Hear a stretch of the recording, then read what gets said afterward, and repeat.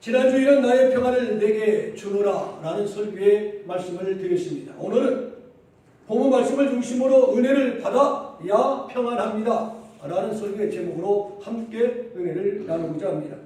그리스도인이 평안하고 복을 받으며 사는 길은 먼데 있는 것이 아니고 아주 가까이 내 주변에 있다라는 것을 우리는 오늘 본문을 통하여 발견할 수가 있습니다. 에디슨의 숱한 발명이나 만유인력의 발견이 가까이에서 이루어진 것처럼 우리가 사는 길, 우리가 은혜 받는 길, 우리가 복 받는 길, 우리가 잘 사는 길이 멀리 있는 것이 아니라 가까이 있다는 말씀입니다. 우리에게 필요한 몇 가지 기본적인 욕구와 조건을 살펴보면 첫째로 은혜를 받아야 평안하다라는 것입니다. 오늘 본문의 기사는 어느 날 천사가 마리아에게 찾아왔다는 이야기입니다. 당시 마리아는 요셉과 정혼한 처녀였습니다. 천사 가브리엘이 마리아에게 뭐라고 말합니까? 보라, 네가 잉태하여 아들을 낳으리라 기상천외한 메시지를 전합니다. 결혼한 신부에게 네가 아들을 낳을 것이오 라는 메시지는 정말 기쁜 소식입니다. 그러나 처녀인 마리아에게 그의 소식은 축복이 아니라 저주였습니다. 그 당시에는 정혼한 처녀가 부정한 행위를 저지른 사실이 밝혀지게 되어지면 성 밖으로 끌고 나가 처형해 버렸던 시대가 그 당시였습니다. 신명기 22장 23, 24절에 보면 이렇게 말씀합니다.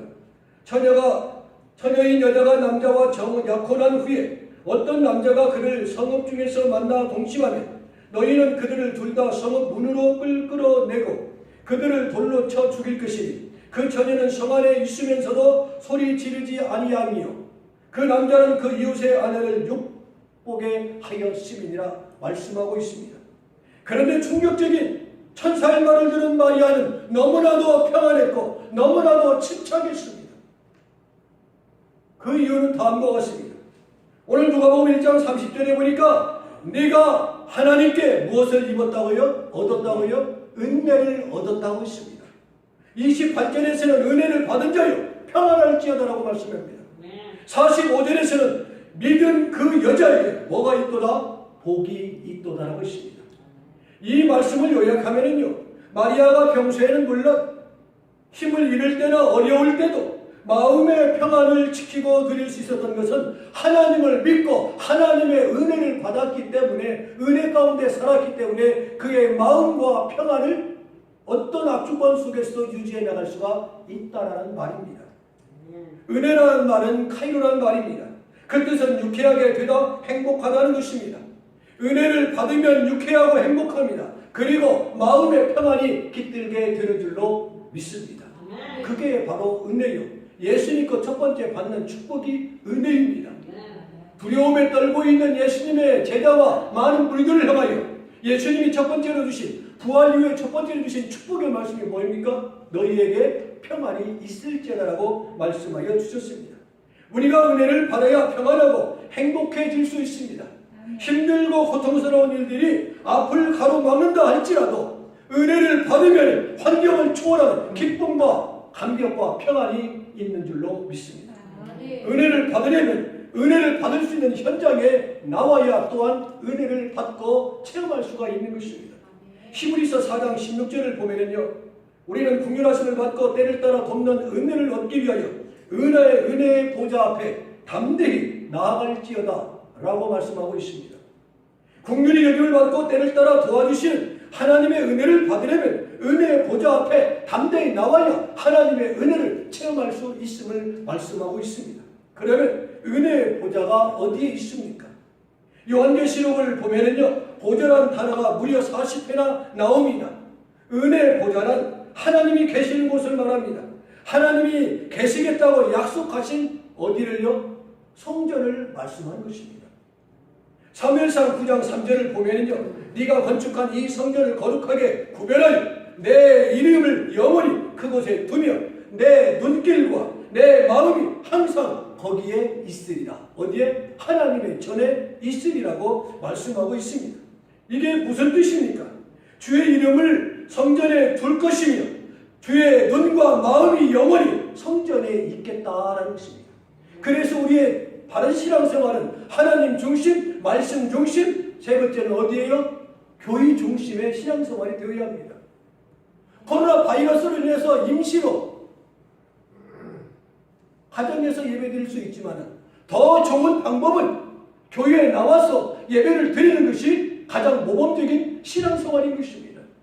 물론 주님은 그 어느 곳에나 계십니다. 그러나 주님은 특별히 성전에 계시겠다고 했습니다. 구약의 성전은 오늘날 신약의 어디에요? 교회를 말하는 것입니다. 우리가 은혜를 받으려면 은혜의 보좌 앞에 나오기를 힘써야 하는 줄로 믿습니다. 그리고 이미 받은 은혜에 감사하고 받은 은혜를 잊어버리지 않도록 날마다 깨어있는 저와 여러분 되기를 주의 이름으로 축원을 드립니다. 둘째로 기도해야 문제가 해결됩니다. 요한복음 14장 13절을 보면은요, 너희가 내 이름으로 무엇을 구하든지 내가 행하리라. 14절에서 내 이름으로 무엇이든지 내게 구하면 내가 행하리라 말씀하고 있습니다. 야곱은 위기 상황에서 기도하고 문제가 해결되었습니다. 모세는 기도로 아말렉과의 전쟁에서 이기었습니다. 다니엘은 기도로 사자굴에서 살아났습니다. 히스기야 왕도 기도로 죽을 병에서 고침을 받았습니다. 베드로나 바울도 기도로 감옥문이 열리고 추록되어지는 역사를 체험했습니다. 정갑식 목사도 어머니의 기도로 죽을 병에서 나음을 받았습니다. 공진성 집사님도 여러분의 기도로 죽을 병에서 살아난 줄로 믿습니다. 여러분, 집사님을 위해서 조금만 더 기도해 주시면 이제 완쾌됩니다. 소망을 가지고 기도해 주시고 끝까지 마무리 잘 지을 수 있도록. 항암 치료 2차 두 번째 끝났습니다. 두 번만 더 받으면 됩니다. 몸이 전이되지 않는 상태입니다. 암이 그 안에서 혹이라도 있다 할지라도 여러분의 기도로 깨끗이 떨어져 나갈 줄로 믿습니다. 믿고 구하는 것을 받은 줄로 믿으라 했습니다. 마태복음 14장 30절을 보면은요, 베드로가 갈릴리 바다 위로 걸어오시는 주님을 향해서 물 위로 걸어가다가 바람과 파도를 보는 순간 무서운 물에 빠져 들어가더라 했습니다. 여기 중요한 교훈이 있습니다. 예수님을 바라보고 걸어가는 한 빠져 죽는 일이 없었지만 그러나 바람 보고 파도를 보면 빠져 죽게 된다는 것을 발견할 수가 있습니다. 실패의 원인이 어디에 있습니까? 실패의 원인이 누구 쪽에 있습니까? 예수님 쪽에 있습니까? 사람 쪽에 있습니까? 나에게 있습니까? 예수님 쪽에 있는 것이 아니라 예수님을 바라보지 않는 나에게 문제가 있다는 것을 여러분 기억하시기 바랍니다. 여러분, 사람보다 하나님 만나는 시간이 더 많기를 바랍니다. 사람을 의지하는 것보다 하나님을 의지하는 여러분이 되기를 원합니다. 사람에게 의존하지 말고 하나님을 의지하십시오. 너는 내게 부르짖으라 내가 네게 응답하리라 했습니다. 베드로가 소리 질렀습니다. 주여 나 살려주옵소서. 나를 구원하옵소서. 그 소리가 구원을 요청하는 소리는 우리의 무슨 소리예요? 기도의 소리인 것입니다. 주님은 베드로의 기도를 즉시 응답하셨다 했어요. 어떻게 해요? 즉시. 물에 빠져있는 사람을 즉시 구해야 살아날 수가 있지, 잠시만 기다리라 하면 이미 죽어버리는 것입니다. 예수님께서 즉시 손을 내밀어 그를 구하며 그에게 뭐라고 말씀합니까? 믿음이 작은 자여. 믿음이 작은 자여라고 말합니다. 왜 의심하느냐고 말합니다. 죽지 않고 살려면 기도해야 하는 줄로 믿습니다. 코로나 이후에 더 이상 망하지 않으려면 일어서려면 기도해야 한다는 말입니다. 더 이상 물속에 침몰되지 않으려면 기도해야 합니다. 기도하면 삽니다. 기도하면 해결되는 줄로 믿습니다. 마지막 세 번째 말씀은 우리에게 어떤 말씀을 계속 줍니까? 우리는 베드로를 건져주신 주님의 말씀을 주목해야 합니다. 믿음이 작은 자여 왜 의심하느냐? 의심하면 믿음이 없어지지만 믿음이 커지면 의심이 사라진다는 것을 기억하십시오. 의심이 커지면 이웃도 가족도 믿지 못합니다. 의심이 쌓이면 교회도 목사도 의심합니다. 의심이 커지면 교회를 떠나고 예수님도 떠납니다. 의심은 디아크리노라고 합니다. 그 뜻은 철저하게 분리하다, 철수한다, 주저한다는 뜻입니다. 의심은 주님과 나와의 이웃과의 관계를 갈라놓는 일들을 하는 것입니다. 그리고 예수님으로부터, 교회로부터, 은혜의 현장으로부터 나로 하여금 어떻게 해요? 철수하게 해요. 주님을 멀리하게 합니다. 근본 코로나로 교회로부터 철수한 성도들과 가정들이 있습니다. 한 번도 나오지 않는 사람도 있습니다. 한 번도 전화통화가 안 되는 사람도 있습니다. 카톡도 안 되는 사람도 있습니다. 마음이 무척 아픕니다. 힘듭니다. 어렵습니다. 목회가 힘든 것이 아니라 바로 그런 분야를 보면서 안타까움이 더 힘들다는 것입니다. 그뿐입니까? 의심은 교회 출석을 주저하게 하고 봉사와 기도를 주저하게 만들고 전도도 주저하게 만듭니다. 의심을 버리고 기도하는 여러분이 되기를 축복합니다. 더 많은 의심할 때 부활하신 주님을 보고도 믿지 못했습니다. 힘들고 어렵습니까? 죽을 지경입니까? 기도해야 해결되는 줄로 믿습니다. 기도로 해결하려고 몸부림치는 여러분이 되기를 축원합니다. 마지막 말씀은 먼저 드려야 풍성히 받는다라는 것입니다. 로마서 11장 35절을 보면 누가 주께 먼저 드려서 갚으심을 받겠느냐 했습니다. 한마디로 주님께 드리는 것이 있어야 받는다는 것입니다. 한나도 한 아들 사무엘을 드릴 때 몇 명을 덤으로부터 받았어요? 한나가 얘기를 못 나가지고 하나님 앞에 기도했어요. 주시옵소서. 주시면 하나님께 드리겠습니다. 약속대로 선한 대로 아들을 사무엘을 하나님 앞에 드렸어요. 드리고 나니까 몇 명을 더 줬어요? 아들 딸? 5명을 더 줬어요. 사무엘상 2장 21절 5장 21절 보면 나와요. 5명을 더 주었어요. 갑절이 아니에요. 5명을 더 주었어요. 사람에게 주라는 경우도 있습니다. 누가복음 6장 38절을 보면 주라 그리하면 너희에게 줄 것이니 곧 후히 되어 누르고 흔들어 넘치도록 하여 너희에게 안겨주리라 하십니다. 그런 의미에서 이번에 지진 재난 지역을 위해서 돕는 헌금을 지난주에 했습니다. 고맙게도 헌신적으로 여러분들이 4,000불을 헌금해서 이제 내일 오전 10시 한국일보를 통하여 적십자에 드리게 됩니다.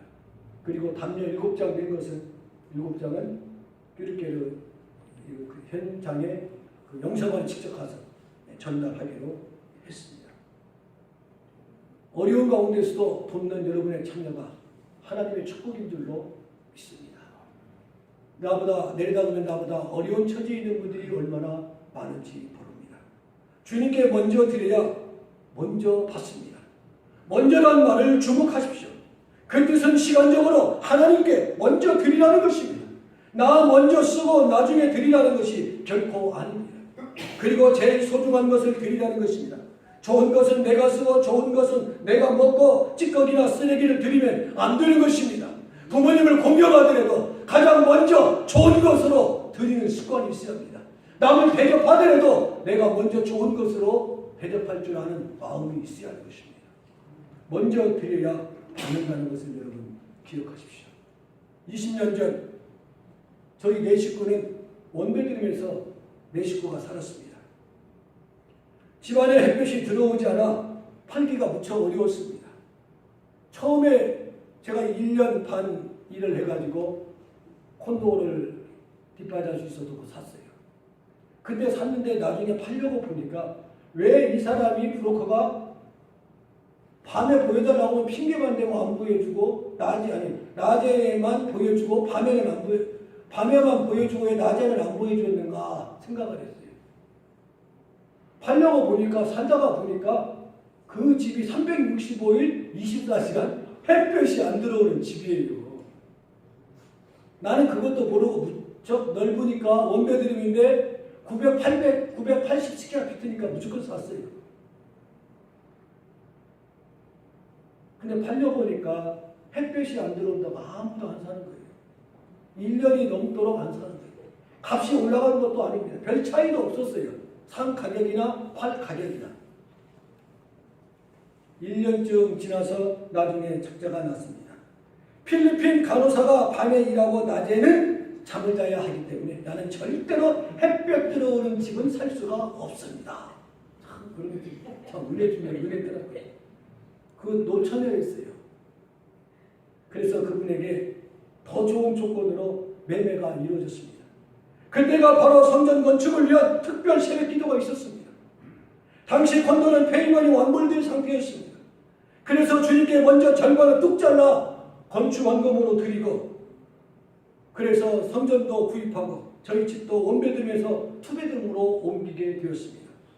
하나님은 이것으로 끝나지 않았습니다.